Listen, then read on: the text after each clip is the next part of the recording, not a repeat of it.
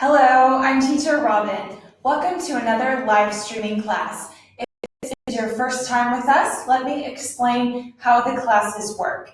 Today, our topic is learning English with songs. If you have a question during the class, you can write your question in the comment section and I'll answer it at the end of the class. I also have a few questions for you at the end of my lesson to practice what you've learned, and you can write your answers in the comments section as well. If you have seen one of our classes before, you might notice something different today. I have a microphone, finally. So hopefully this will improve the sound quality of the classes so that you can hear me much better. If you think that the quality is better, please tell me in the comments. We want to get your feedback about the microphone. So if you think you can hear me better than previous classes, then tell me in the comments. Okay, before we start with our lesson on learning with songs, let's talk about what we learned in last week's class.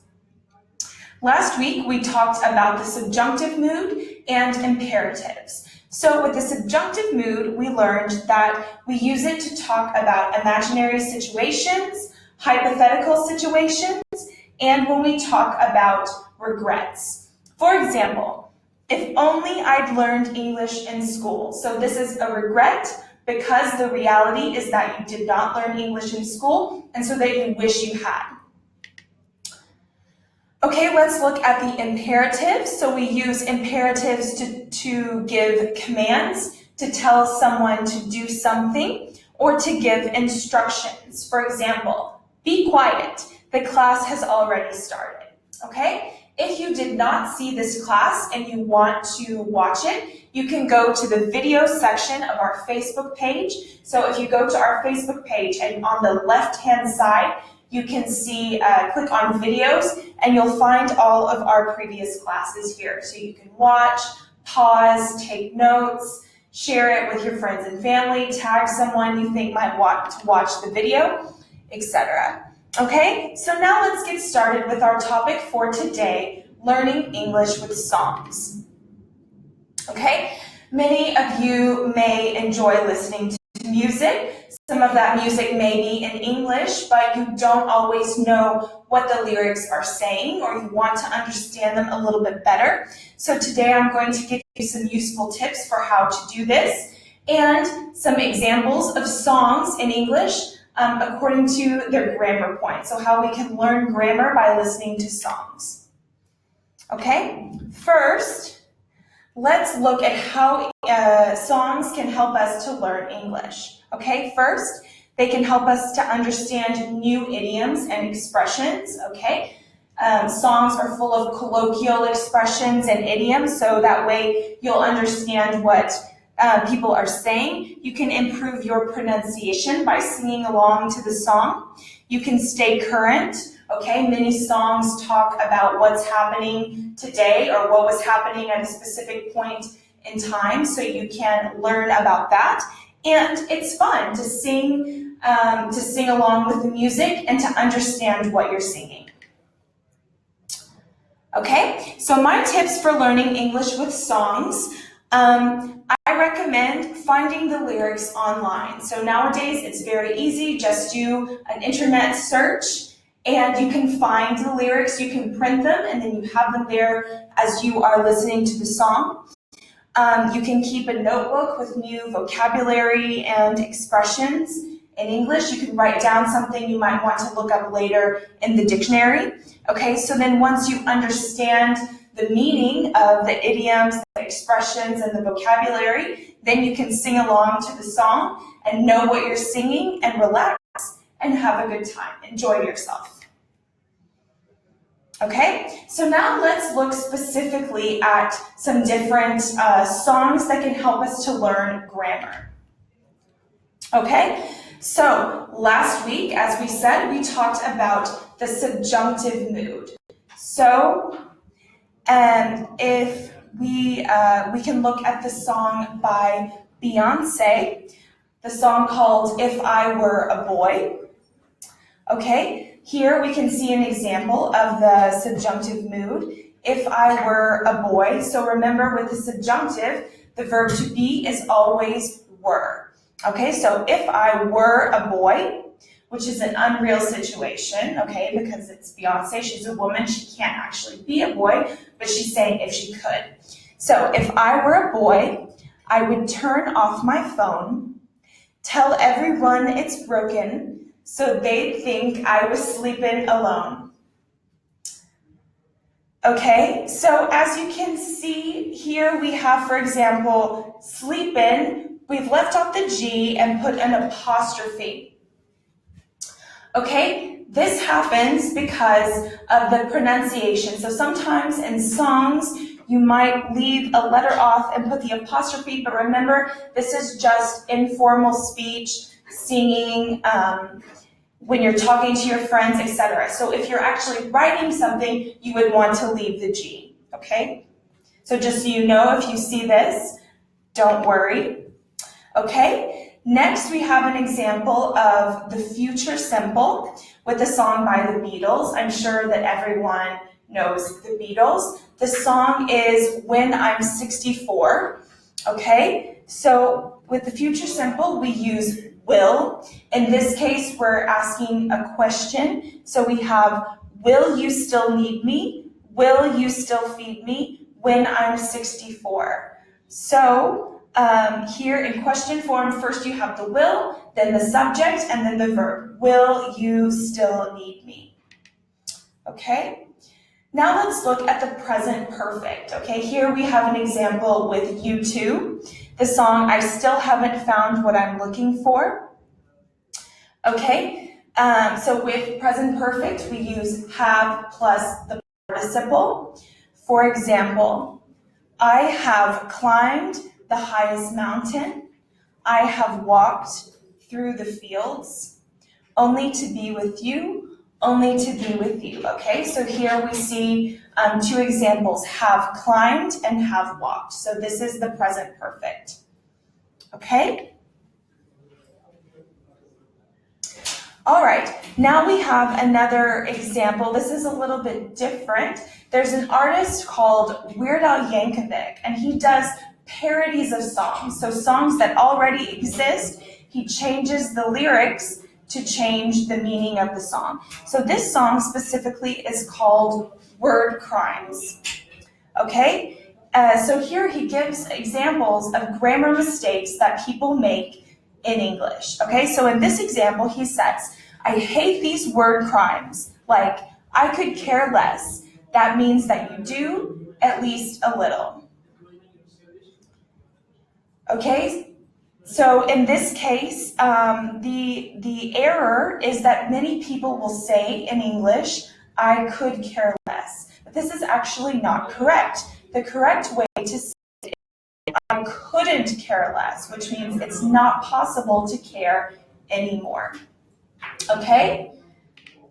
All right, so now that we've looked at some examples of grammar with songs, I want to invite you to look at more examples on our blog, which is called the Abbott Journal. Here you can find more articles with song lyrics and vocabulary if you want to continue practicing with songs.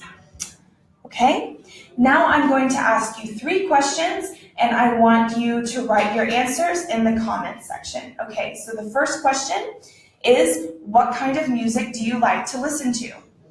Okay, is it rock, pop, blues, rap, country? What kind of music do you like to listen to? So tell me in the comments. Okay, my second question. Here we have 2 song titles, and I want you to fill in the blank with the correct preposition. So the same preposition goes in the blank of these 2 songs. So here we have one by Ben E. King, Stand Me, and Celine Dion, All Myself. So which preposition goes here? Is it at, by, or for? Okay? Write your answer in the comments.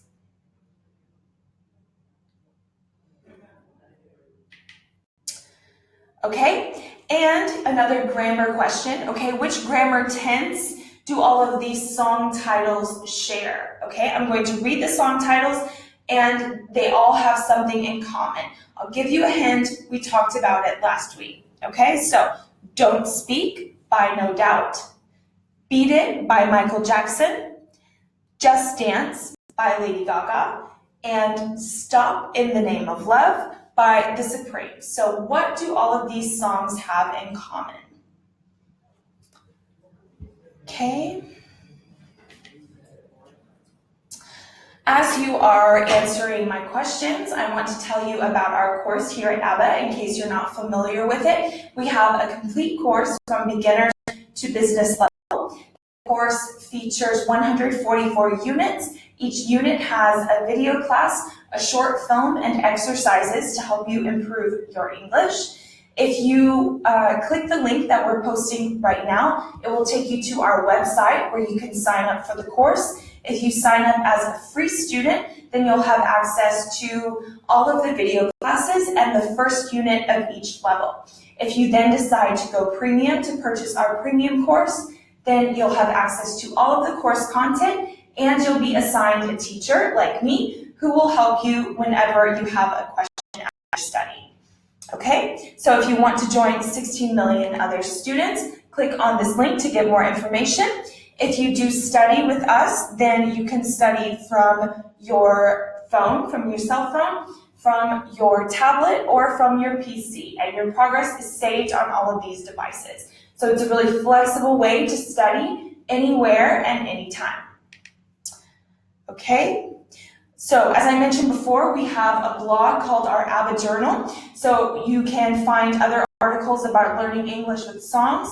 You can also find articles about other kinds of grammar. You can find articles about culture, about English for travel, English for business, etc. So lots and lots of content there. You can use our Facebook page, which you're doing now, so you can watch all of our live streaming classes. You can participate in the quizzes that we post. We also have a SoundCloud page with podcasts that you can listen to. We have a Twitter page and a YouTube channel. So check out all of these free resources to continue practicing English. Okay, now let's see who is joining us today. Where are you from and what questions or comments do you have about learning English with songs? Okay, let's see who is with us today.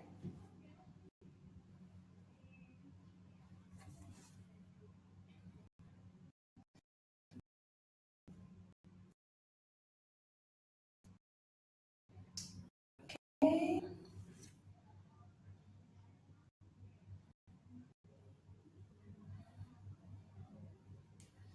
All right. Let's see. Okay, someone says they like Leonard Cohen. Okay, very good. Zubair, great. Tilak, excuse me. Sissy.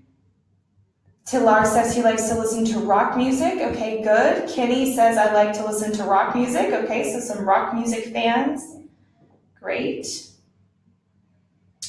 All right. Jay asks if this is live. Yes, the class is live. All right, so be sure to answer my comment. Even after the live class is over, you can continue participating. Your questions later on today. Okay, let me tell you as you're continuing to write your comments, let me tell you about our next class. So our next class, we're going to talk about animal idioms and sounds. So we've talked a little bit about idioms before in general. There are many, many idioms, hundreds of idioms in the English language. Next week, we're going to focus on animal idioms. So idioms that have an animal, a word that is an animal in them, okay, and their meaning, so some useful examples. And we're going to talk about animal sounds. This sounds kind of silly, but actually it's very interesting because the way that we call the sound that an animal makes varies between different languages. It can be very different. So we're going to look at some examples of this. Okay, and remember that you can check our calendar on Facebook. So the schedule for the month of July is posted and pinned to the top of the page, so you can check the date and the time and the topic and make sure you don't miss a class. You can also receive notifications by changing your Facebook settings. So you can do that here on your settings, get notifications if you want to get a reminder. Okay, let's see who else has written. Okay, Amal, very good. Let's see. Okay. All right.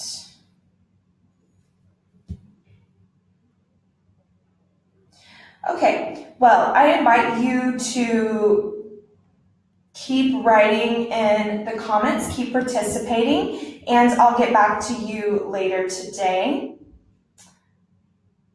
Okay, good. So thank you for participating today, and don't forget to tell me what you think about the microphone, the sound quality. Does it sound better than previous classes? Tell me in the comments, okay? So I hope that this class has been useful for you. I hope that you can join us next week when we talk about animal idioms and sounds, and I hope that you have a great rest of your day. Take care, and I'll see you next time. Bye!